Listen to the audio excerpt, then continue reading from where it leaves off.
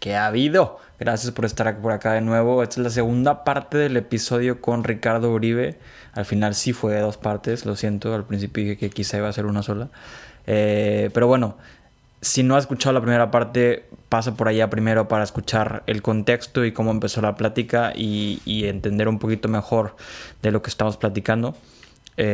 Pasa primero por allá, si no has pasado. Y bienvenido a esta segunda parte de Emergente Podcast, el capítulo con Ricardo Uribe. Sí, o sea, y es algo extraño, retomando lo que hablamos en un principio, cómo buscamos que las tecnologías te vuelvan más productivo, ¿sí? Y una base para ser más productivo pues es hacer un uso más eficiente de los recursos, y uno de los recursos es el tiempo, ¿sí? Hoy las tecnologías parece que no nos están ayudando a hacer esa parte, ¿sí? Al contrario, nos hacen que nos distraigamos, por lo tanto somos menos eficientes en el uso del tiempo y lejos de ser más productivos nos alejamos de ese principio que es lo que buscan las tecnologías, ¿no? Claro. Entonces creo que es un tema complejo, creo que es algo que no se habla, es decir, hablamos mucho de esta parte positiva del uso de las tecnologías y demás, pero la parte de hacer esa desintoxicación, el detox tecnológico, ¿no? Que le llaman, medir qué tanto tiempo usamos las tecnologías, con qué objetivo, con qué propósito, y ver si nos está dando resultados, ¿sí? Una cosa que vino a la mente ahí fue el tema de... Se me fue. Ya lo tenía bien claro, pero se me fue. Parte de lo que pasa con el uso de las redes sociales. Exacto, sí, ya no he podido entrenar a mi mente. El enfoque, iba por el lado del enfoque como... Ya, uno de los libros uno de los libros que en este tema más me ha llegado es el libro de Deep Work de Cal Newport, creo. Y habla mucho de esta parte y llega a un punto en que dice, el trabajo en el nuevo mundo o en el mundo en el que estamos creando o el mundo que vivimos hoy, el más valioso es el profundo, el que puedes ser creativo, en el que puedes concentrarte. Claro. Y ese es el que va a tener el mejor valor. Nada más que se vuelve cada vez más difícil entrar en esa creatividad. Claro, porque incluso si hiciéramos una competencia con con las tecnologías, yo creo que hoy competimos no solamente con otras personas, evidentemente competimos con las tecnologías por puestos de trabajo, ¿sí? Y creo que a lo mejor el diferenciador más importante que podemos tener como personas versus las tecnologías está en esa parte, en la parte creativa, ¿sí? Y para tener esa capacidad creativa, pues también tenemos que tener esa capacidad de tener pensamientos profundos, y esos pensamientos profundos pues se pierden muchas veces precisamente porque no tenemos la capacidad de concentrarnos. Exacto. ¿Qué ves tú que podemos hacer para retomar esta parte y poder empezar a concentrarnos más? Híjole, es un reto porque ni yo te podría decir que lo estoy haciendo, ¿no? Pero uno, me parece que ese tipo de pláticas favorecen esa parte en la medida en la que hacemos conciencia, ¿no? Que a lo mejor mucha gente pues no se había puesto a pensar esa parte, ¿sí? De oye, realmente cuando estoy haciendo algo, ¿qué tanto me puedo concentrar haciendo algo? ¿Sí? Y la otra, pues yo creo que poner esos retos. Ya muchas plataformas, Facebook, Instagram, el propio Google, los celulares, nos ayudan a estar midiendo qué tanto estamos utilizando al día los aparatos electrónicos y las plataformas, ¿no? Entonces, a lo mejor por ahí hacer esa medición y trazarnos como objetivo utilizar las redes sociales tantas horas a la semana, algo por el estilo, ¿no? Creo que es hay algo que me interesa también mencionar que está relacionado, quizá no 100%, pero por ahí va también. Es como la tecnología, porque a veces creo que también lo mencionaste tú ahorita, que la tecnología es neutral y depende qué enfoque le demos nosotros al impacto o lo que va en realidad a hacer. Y, por ejemplo, en el tema de las redes sociales, que poco nos conocemos nosotros o poco reflexionamos, y en realidad las redes sociales ya saben más de nosotros que nosotros mismos de nosotros mismos, y ellos van usando esas herramientas o esa información para moldearnos, para crear quién vamos a ser. Entonces ya no soy yo, estoy siendo lo que la red social está queriendo formar de mí, mi personalidad, mis creencias, etcétera. Sí, exacto. O sea, hoy fíjate, curiosamente, las tecnologías nos conocen más a nosotros que nosotros mismos, ¿sí? O sea, uno cuando se mete a Netflix a buscar una película, pues le sale las recomendaciones en función de tus intereses de búsqueda, y de hecho la promoción que te aparece, la imagen que te aparece de la película, pues está en función también de tus intereses, ¿sí? Para hacerlo más llamativo. Entonces, creo que mucho este tipo de las redes sociales afectan nuestra percepción de la realidad, moldean nuestros pensamientos y hasta nuestros intereses políticos. Un claro ejemplo de eso es lo que pasó en las elecciones de Estados Unidos con Donald Trump, en donde utilizaban herramientas de inteligencia artificial para ir moldeando los intereses de los votantes en función de sus características, de lo que buscaban, ¿sí? Y aquellos que, por ejemplo, tenían algo en contra de la inmigración, pues les aparecía información que enfatizaba o resaltaba sus creencias sobre la inmigración, ¿sí? Entonces hacían como que ese match con la ideología que un personaje político pues te promociona. Entonces, pues no generamos conocimiento, al contrario, creo que en redes sociales, por poner solamente un ejemplo, no hay una riqueza de información, pero eso no necesariamente quiere decir que las personas tienen esa capacidad o ese conocimiento, ¿sí? Es decir, nuestro pensamiento lo van moldeando. Ya.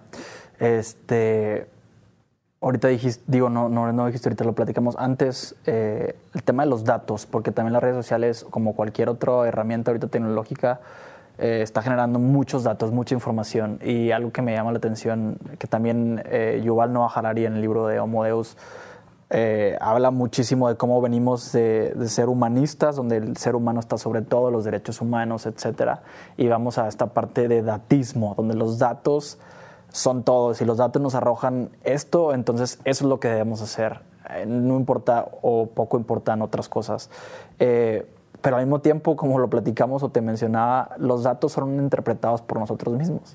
Sí. Y los datos, si ponemos nuestra información, nuestra sociedad tanto en base a los datos, y nosotros los interpretamos, entonces vamos a recrear otra vez más de lo mismo. Sí, creo que realmente la inteligencia artificial, que se basa en el análisis de datos, realmente enfatiza ciertas prácticas humanas. Sí, hay varios ejemplos, ¿no? Uno de ellos es lo que pasó con Amazon, en donde tenían un algoritmo para seleccionar candidatos a puestos de trabajo, ¿no? Se dieron cuenta que el algoritmo favorecía a los hombres sobre las mujeres.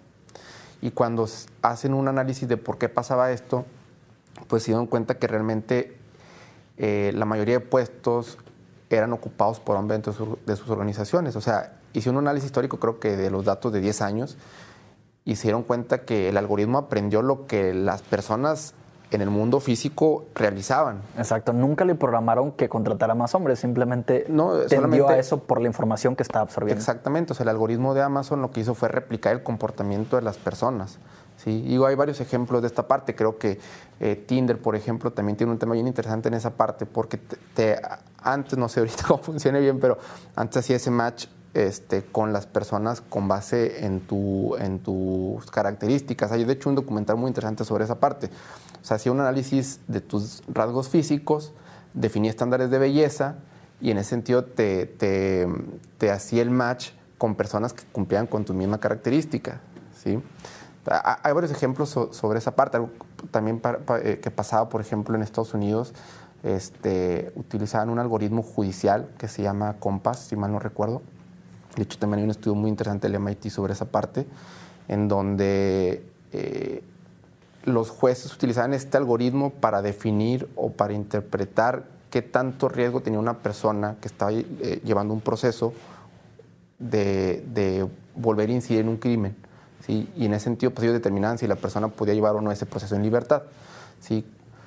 El algoritmo tomaba varias variables, ninguna de ellas enfocada en el color o rasgos físicos de la persona, pero se dieron cuenta también que este algoritmo perjudicaba a las personas de color sobre las personas blancas. Entonces, cuando haces un análisis, pues te das cuenta que realmente es un tema pues histórico en Estados Unidos, cómo la comunidad afroamericana pues ha sufrido esa discriminación en comparación con la gente blanca. Entonces, insisto, retomando lo que tú comentas ahorita, creo que los algoritmos realmente lo que hacen es evidenciar eso que las personas o lo que hacemos como comunidad, ¿sí? Claro, entonces hay otro lugar en donde quizá tengamos que enfocarnos si lo que queremos es crear algo nuevo, porque si esas herramientas van a reflejar quiénes somos o quiénes estamos siendo como sociedad, entonces vamos a seguir recreando lo mismo de nuevo. ¿Qué podemos hacer? Digo, porque con todo lo que hemos platicado ahorita va mucho como que todo este aspecto quizá no negativo, pero problemas que estamos enfrentando con la tecnología, con las redes sociales, que nos enfocamos ahorita mucho en eso. ¿Qué podemos hacer para que esas tecnologías nos sean más de beneficio como personas o para los objetivos que tenemos como sociedad? Pues yo creo que entender otra vez, o sea, lo que retomamos desde un principio en la conversación, ¿no? Es pues, entender cuál es, más allá del objetivo, si es una empresa, cuál es el caso de negocio, si es en una organización pública, cuál es esa necesidad pública, entender que esas tecnologías responden a temas humanos, ¿sí? Es decir, que que quienes programan esos algoritmos son personas y como tal esos algoritmos pueden llevar los sesgos de las propias personas que programan los algoritmos. Totalmente. Que esas tecnologías deben responder a necesidades humanas más que de otra índole. Y sobre todo hacer más conciencia en esta parte, ¿no? O sea, hablar sobre estos temas de cómo las tecnologías, insisto, deben ir acompañadas de una parte humana más que de una parte técnica. Claro. ¿Cómo ves la realidad ahorita en la industria? Tú estás relacionado ahorita con la industria. ¿Qué es lo que ves? ¿Cuáles son los retos más grandes que estás enfrentando? ¿Qué oportunidades, etcétera? Platícame un poquito de eso. Sí, creo que los retos más grandes hoy en día tienen que ver precisamente con esa brecha de capacidades humanas versus requerimientos de las tecnologías. De hecho, hay un reporte por ahí interesante del Foro Económico Mundial, el que se llama The Future of Jobs Report, y ese reporte para varias industrias señala que el principal factor que determina que una empresa de determinada industria adopte nuevas tecnologías está en función de las capacidades de las personas. Okay. ¿Sí? Entonces, creo que es otro tema bien importante. La cuarta revolución industrial, como se le llama este proceso, hay quienes ya hablan de una quinta revolución industrial. ¿Cómo la quinta? ¿Qué es la quinta? Bueno, ahorita me dices. Ahorita platicamos de esa parte si quieres, pero esta cuarta revolución industrial debe también, yo creo que, buscar resolver esas necesidades que como sociedad tenemos, ¿no? O sea, yo creo que hay una deuda histórica con cierta gente a la que la vida, el destino no los favoreció con los recursos para poder tener una mejor calidad de vida. Y hoy, por ejemplo, estas tecnologías pueden acercar conocimiento, pueden brindar mayores capacidades a las personas, y entonces debemos enfocar en efectivamente brindarles o acercarles esos recursos a la gente, ¿no? Esto que se conoce como la brecha digital, que tiene que ver con, uno, tener un acceso efectivo a las tecnologías y por el otro lado que, pues, evidentemente las puedan utilizar bien, porque de nada sirve que tengas una computadora con internet si no sabes utilizar una computadora con internet. O si la vas a usar para algo perjudicial para la sociedad o para ti mismo, incluso a lo mejor inconscientemente, o sea, sin saber. Dijiste ahorita de la brecha social también. Creo que ahí hay un tema también muy interesante, como sí nos puede ayudar a cerrar esa brecha, a brindar oportunidades a mucha gente que no las ha tenido hasta ahora por cuestiones de, incluso por domicilio, o sea, literal, dónde nacieron o dónde les tocó nacer. Sí, claro. Y ya tienen esa vida prácticamente asignada, por lo menos de inicio, que les limita muchas posibilidades, pero la tecnología nos puede ayudar a cerrar esa brecha o también nos puede ayudar a incrementarla. Y creo que ha habido una tendencia, por lo menos es lo que yo he visto, o la perspectiva que yo he visto, que la está separando.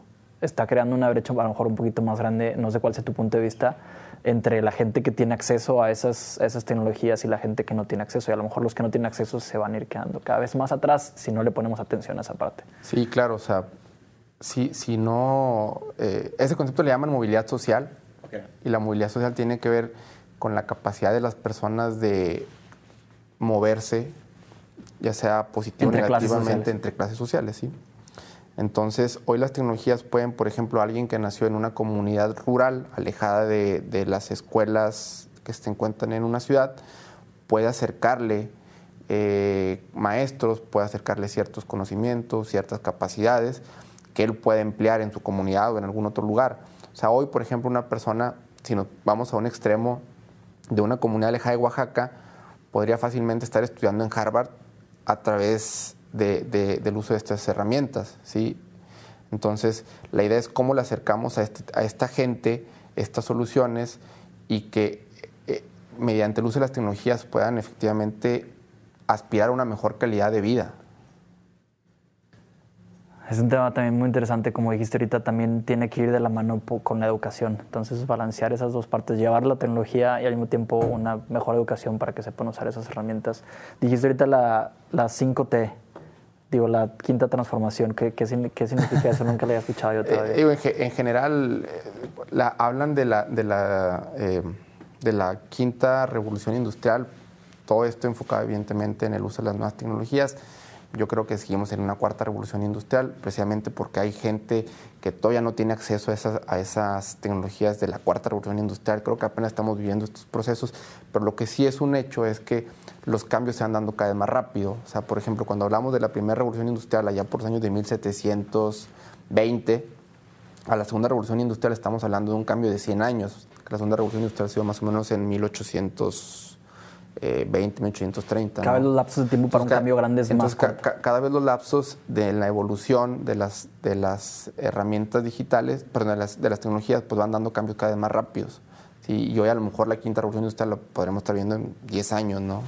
¿Alrededor de qué va la quinta? Porque la cuarta va alrededor de cómo todo va a estar conectado por medio de internet, etcétera. Todo empieza a ser inteligente, pero la quinta sí, alrededor de ahí qué sí, va. fíjate, en esa parte sí desconozco exactamente. O sea, todas las revoluciones industriales vienen acompañadas de una tecnología. Ajá. Sí, en la primera revolución industrial pues fue la máquina de vapor, en la segunda fue el uso de la energía eléctrica que permitió las líneas de producción más en serie. La tercera, el uso de tecnologías digitales, de los microprocesadores que no tienen esta gran capacidad, y la cuarta tiene que ver con una mayor capacidad de las computadoras de procesar información y también de la conectividad entre las máquinas. Sí, la quinta, no sé exactamente cuál sea la tecnología habilitadora, digo, porque esta cuarta además hay muchas que la componen, está la inteligencia artificial, está el blockchain, hay varias tecnologías. Claro, y bueno, ya que sepas, o también le voy a echar una investigada yo me interesa saber como alrededor de qué se supone que va esta quinta revolución industrial. Y siento que ni siquiera hemos salido de una y estamos entrando a la otra, y eso es un concepto bien interesante y raro a la vez, porque no creo que en algún momento vayamos a estar 100% en la nueva sin haber dejado la anterior. Estamos como que entre etapas, y a veces es difícil balancear esas dos partes. Yo creo que si hicieras un análisis ahorita, hay gente todavía en México que está en la segunda revolución industrial, ¿no? Es decir, que apenas está utilizando energía eléctrica para producir en serie, o apenas está en la tercera y demás. Es decir, evidentemente pues no agarra parejo, pues. Lo cual les da un cierto tipo de desventaja social y económica el que ellos estén en una quinta y acá, digo, en una segunda, y acá estamos hablando de que ya empresas y grupos de gente están hablando de una quinta. O sea, tienen herramientas ellos muy distintas a las de los otros. Entonces, ¿cómo pueden competir contra eso? Sí, se va abriendo esa brecha de desigualdad, que es otra cosa, es otro de los riesgos de esta nueva era. Y es que cuando se abre esa brecha de desigualdad, pues también eso genera frustración en la gente, ¿no? Y vemos cambios muy drásticos y movimientos muy radicalistas, ¿no? O sea, algo que pasó, por ejemplo, en Gran Bretaña con el Brexit, lo que pasa en Estados Unidos, o que pasó en Estados Unidos con Trump, en México con esta cuarta transformación, ¿sí?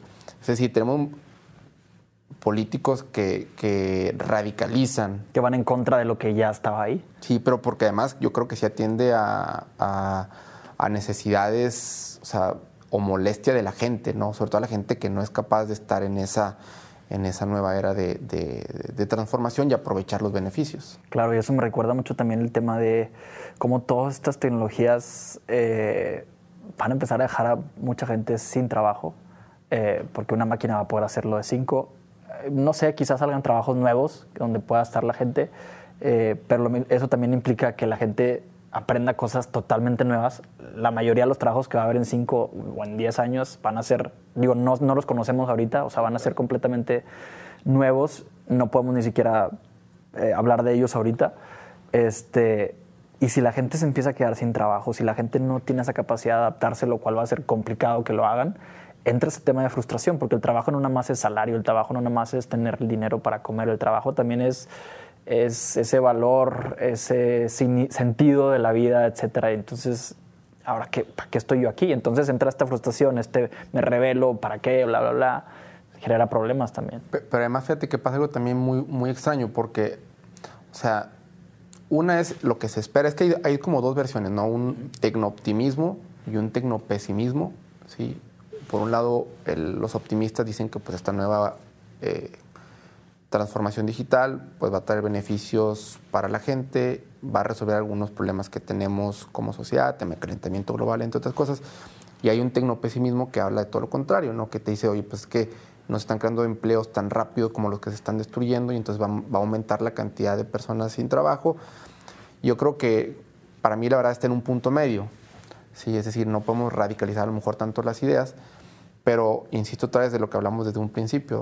O sea, las empresas necesitan generar empleo para que la gente consuma y que las empresas puedan tener dinero para invertir y vemos todo este ciclo económico, ¿no? Entonces, cuando hablamos de que la tecnología puede desplazar la mano de obra, pues estamos hablando que también la gente va a dejar de consumir, ¿sí? Claro. Digo, que además, pues esta parte, digo, por ejemplo, con la parte del metaverso, en donde la forma de consumir, la forma de vivir es muy diferente porque estamos todo en un ambiente simulado, te habla de otras realidades, pero al menos en la lógica actual, pues la gente necesita tener trabajo para poder consumir. A lo mejor cada vez van a tener más trabajos, a lo mejor va a cambiar la forma en la que se emplea la gente. Hoy, por ejemplo, tenemos personas que se dedican a entregar comida a través de las plataformas digitales, que a lo mejor es un tipo de trabajo que carece, por ejemplo, el tema de seguridad social.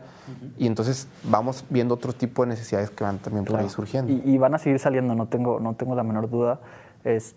Hay un tema que me gustaría saber como qué piensas tú al respecto, es que seguimos hasta cierto punto, digo, son preguntas que a lo mejor suenan muy como antitecnología, yo soy muy a favor de la tecnología, pero creo que es importante también como que es poner el tema en la mesa, que la tecnología puede resolver o resuelve muchos problemas si la usamos para eso, pero la tecnología y las ciencias fueron creadas siempre con el objetivo de hacernos la vida más fácil y trabajar quizá menos, producir más, con menos esfuerzo, hacernos la vida más fácil. La pregunta es, desde que empezó la tecnología, en realidad, ¿trabajamos menos? ¿Vivimos mejor? Yo creo que esa es la pregunta realmente interesante, ¿no? O sea, no sé si trabajamos menos. Yo creo que si nos vamos porque eso es lo que nos promete la tecnología. Sí, exactamente. O sea, el nivel de estrés de la gente ha aumentado. No somos más felices. No somos más felices. Tenemos una clara crisis de salud mental, en gran parte también por el tema de la pandemia. Pero no sé si realmente esa esperanza de las tecnologías que van a tener un mayor beneficio realmente se esté cumpliendo, ¿sí? Yo también soy un optimista y apoyo el uso de las nuevas tecnologías, pero sí creo que todo esto hay que balancearlo, o sea, ver si realmente se está cumpliendo pues lo que las tecnologías prometían o prometen que van a cumplir. Sí, claro. Tenía varias ideas anotadas y sabía como que por dónde iban a ir, pero ahorita me medio ciclé. ¿Hay algún otro punto que tengas tú que te gustaría mencionar, que a lo mejor te hayas topado muy seguido, que la gente te haya preguntado o en conversaciones haya salido repetidamente, que creas que sea interesante comentarlo acá? Yo últimamente me he estado sentando mucho en esa parte como del detox tecnológico. Creo que, por ejemplo, una realidad que estamos viendo, ayer lo venía escuchando en la radio, es toda esta parte del home office, ¿no? Que no se daría si no tuviéramos las herramientas tecnológicas para poder trabajar desde casa, ¿sí? Pero eso también nos ha llevado a otra parte de, pues necesitamos esa convivencia física, ¿no? En la medida en la que más aumenta el uso de las tecnologías, eso también nos lleva a que necesitemos cada vez más ese acercamiento humano. Es decir, no podemos reemplazar las tecnologías por personas. O sea, al final del día somos seres gregarios que necesitamos de las demás personas para poder convivir, ¿sí? O sea, creo que las tecnologías quizás sí acercan a las personas que están lejos, pero también alejan a las personas que tenemos cerca. Totalmente. Y una de las cosas más interesantes de una interacción social es que la comunicación se da, creo que en 90%, 95% en ese lenguaje corporal, en ese estar ahí, la energía, sí, etcétera. Claro. Entonces, estás hablando de conversaciones ahora que están enfocadas en un 5% de lo que era la interacción social. Y como seres sociales necesitamos eso. Y siento que cuando no tienes interacción, literal, empieza a entrar en una parte de depresión. Sí, hay un estudio de un profesor del MIT, no recuerdo el nombre, no recuerdo el nombre del estudio, pero sí dice que, por ejemplo, los jóvenes utilizan cada vez más este tipo de tecnologías prácticamente para todo en la vida, ¿no? Desde para ir a la escuela, para hacer ejercicio y demás. Ha favorecido mucho esa comunicación a través de las tecnologías, pero también eso lleva a que la gente, por ejemplo, o los jóvenes no estén desarrollando la capacidad de leer el lenguaje corporal, ¿sí? Porque precisamente nos estamos viendo a través de una cámara, estamos hablando a través de un micrófono, pero yo no puedo ver cuáles son tus expresiones, si tienes las manos abajo, si te estás moviendo, ¿sí? Entonces perdemos esa parte y eso también nos lleva a una crisis, yo creo, un poco más grave, que es, hacemos que la gente pierda empatía sobre las demás personas, ¿sí? Ya no van a poder interactuar socialmente. Sí, y además, o sea, vuelvo al punto de que cuando pierdes empatía, creo que pierdes esa capacidad de trabajar en comunidad, te vuelves tal vez un poco más frío de las necesidades de las demás personas, ¿sí? Y eso no nos permite, no nos favorece a nadie, porque creo que además vuelve sociedades más violentas, vuelve sociedades más inseguras, ¿sí? Entonces, esa es otra parte por ahí de los riesgos. Sí, claro. Y al final del día vivimos en un mundo en comunidad. O sea, podemos estar bastante lejos, pero lo que haga yo en muchos aspectos afecta a todos los demás. Entonces no puedo o no sería lo mejor irnos cerrando cada vez a este individualismo donde yo y yo y yo, porque vivimos en comunidad y necesitamos empezar a ver cómo todo lo que yo hago te afecta a ti y juntos crear ese mundo que queremos crear, porque no puedo crear ese mundo nada más para mí, porque vivimos juntos aquí. Sí, así es. Yo creo que a lo mejor mucho de lo que hemos platicado se ha orientado a la parte negativa, pero sin duda alguna también hay muchas cosas positivas de las tecnologías, ¿no? O sea, creo que también sin duda hay muchos casos en donde las tecnologías pues ha traído beneficios tan simple como lo hablamos ahorita, la parte del home office. Pues no podríamos estar trabajando desde nuestra casa si no tuviéramos pues, las herramientas tecnológicas o el desarrollo para hacerlo. Claro, no podríamos estar compartiendo esa entrevista con un chico. No, exactamente, no podemos estar hablando precisamente sobre estos temas en este tipo de medios. Es más, es tan simple el podcast, ¿no? Pues el podcast es como una evolución de la radio. Claro. Eso, por ejemplo, también ha democratizado el acceso a los medios de información, le ha dado la voz a más gente, ¿sí? O sea, antes quienes hablaban a través de los medios de comunicación pues eran periodistas y era la gente que salía en la tele o en la radio. Y hoy cualquier persona desde su casa o desde alguna oficina pues puede estar hablando sobre este tipo de temas, ¿no? Sí, claro. Platícame un poquito más de algún otro para también darle tiempo a esa parte de los beneficios que la tecnología nos está trayendo. A lo mejor ejemplos que tú hayas visto aquí en la industria, etcétera. ¿Por qué también creo que los ejemplos son a veces muy evidentes, pero por qué para un empresario sería importante seguirle metiendo a esa parte de las tecnologías, incluso las nuevas que a lo mejor a veces asustan o se ven un poquito más allá de lo que hubieran pensado que pudieran implementar? ¿Por qué darle por ese lado? Pues creo que genera muchas oportunidades. Es decir, todo depende del enfoque que le demos en el uso de las tecnologías. O sea, es decir, desde el enfoque inicial, pues es el beneficio que vamos a obtener al final de algún proyecto, ¿no? Entonces, creo que hay muchas áreas de oportunidad, muchos beneficios, claro, por supuesto, de negocio, pero también para mejorar la calidad de vida de las personas, ¿sí? O sea, hoy está muy de moda, por ejemplo, la semana laboral de 4 días y a lo mejor un quinto día, pues no sé, hacer home office o estar desde la comodidad de tu casa, ¿sí? O sea, hoy hay muchas de estas herramientas que nos permiten ser más eficientes, más productivos, pero sin perder de vista que para hacer eso debemos enfocarnos en lo que estamos haciendo, ¿no? Claro, sí, o sea, eso sí me queda muy claro, que las herramientas están ahí, que son muy poderosas y que podemos utilizarlas para construir cosas mucho más. Y yo creo que finalmente ya es una realidad, o sea, estamos en un proceso de transformación, o sea, no hay pues te adaptas o mueres, ¿no?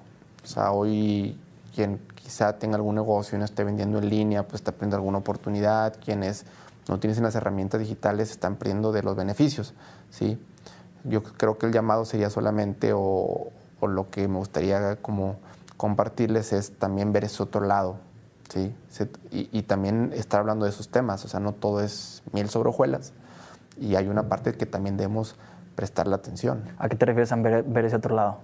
Sí, es lo que hablamos ahorita. O sea, hay retos o algunas partes negativas, yo me centraría mucho en dos temas, a lo mejor de lo que hemos hablado. Por una, la parte de la salud mental, porque creo que sí las tecnologías afectan esa capacidad cognitiva de la gente, de la forma en la que percibimos nuestra realidad y en la que nos comportamos, ¿sí? Creo que sí, definitivamente las tecnologías, sobre todo las redes sociales, afectan mucho esta otra parte. Creo que generan ansiedad, por ejemplo, sí. Mucha ansiedad. ¿Por qué? Porque de entrada no nos permiten enfocarnos en algo, ¿sí? Que prestemos atención. Eso nos hace menos tolerantes y mucho más ansiosos, ¿sí? Yo creo que es un tema muy... Y al final esa ansiedad y ese estrés son de las causas principales de enfermedades, entonces se refleja también en el sistema médico y es una cadenita que ahí la llevamos. El punto creo que vale la pena aquí destacar con lo que estás diciendo es, sí, las tecnologías nos van a ayudar muchísimo, siempre y cuando también lo balanceemos con toda esta parte humana, que la gente siga teniendo salud mental, que la gente siga teniendo esa capacidad de entender por qué estamos haciendo esto y cómo aplicarlo para una mejor sociedad. Sí, claro, por supuesto. Digo, ejercicios como los que hicimos antes de iniciar el podcast de meditación, o sea, meditar a lo mejor durante el día, pues puede ayudar mucho a que todo este tipo de aspectos negativos pues no se incrementen. Claro. ¿Qué sigue para Ricardo? ¿Qué proyectos traes ahorita? ¿Qué te levanta por la mañana? Fíjate que creo que todavía hay muchos retos en esta parte de la transformación digital. Creo que como región en Saltillo hace falta fortalecer un ecosistema de innovación, ¿sí? Es decir, involucrar a diferentes actores para que como región podamos utilizar nuestras capacidades para fomentar el desarrollo, que es lo que hablaba en un principio, que es lo que en lo personal me mueve. Entonces, es lo que me mueve, ¿no? Poner ese granito de arena, ayudar a transformar o empoderar o mejorar la vida de quienes por azares del destino tengan mi camino. Creo que lo más importante es esto para mí, no poder dejar huella. Totalmente. Qué chingón, y qué chingón que estés dentro de toda esta parte y agradecido con el trabajo que estás haciendo, porque se necesita muchas personas que estén con este enfoque ahí adentro, con todo lo que está sucediendo en la industria sobre todo.